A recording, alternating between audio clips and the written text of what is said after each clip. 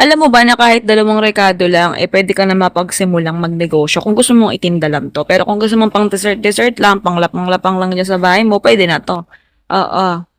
Okey, maghanda tayo ng isang dilata ng eto, creme densada.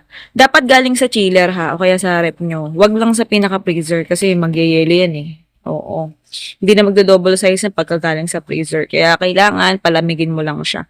Bale kapag bagong bili yan, hindi yan ganyan ka-solid ang texture. Bale nagiging solid na lang ganyan yung texture kapagka ilang araw nang inaabot sa ref niyo.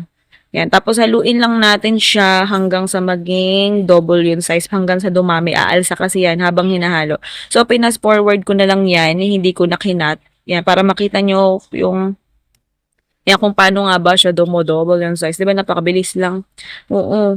Ang dali lang din gawin ng recipe na 'to, sobra. Nakailang gawa na ako ng recipe na 'to, eh, marami na akong costing na nagawa. So, check na lang kayo diyan sa ating YT channels, dun sa Foodie Par, sa Halon Mix o kaya sa Chef Eden.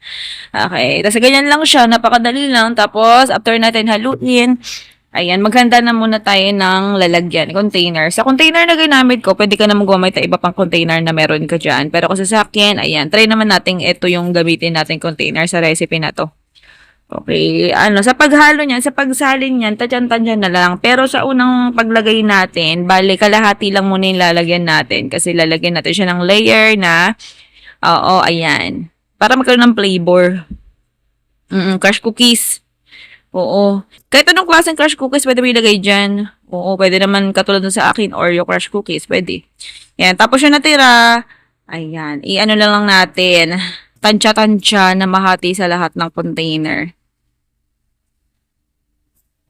Yan, ganyan lang. Oo. Yung listahan ng recipe at saka costing ha, nandun sa YT channels natin. At saka, kahit di nyo na alam eh, tingnan nyo, ito lang yan. Oo. Estimated, as desire lang, madam, yung dami ng crush cookies nyo, ha? Depende sa inyo. So, nakadepende sa dami ng ilalagay or konti ng ilalagay nyo yung magiging costing nyo sa, Oreo cookies. Sa creme densada naman natin, ayan, depende sa inyo kung saan kayo bibili. Oo. Mura lang naman yan. Oo, nasa 100 plus lang ang puhunan nyo dito, di ba bongga? Okay, tas freezer mo lang. Pagka freezer, pwede mo na ibenta. After 2 hours to 5 hours, pwede mo na benta, matigas na yan. Depende sa nyo freezer ha. Okay, sige na, good luck. Love you.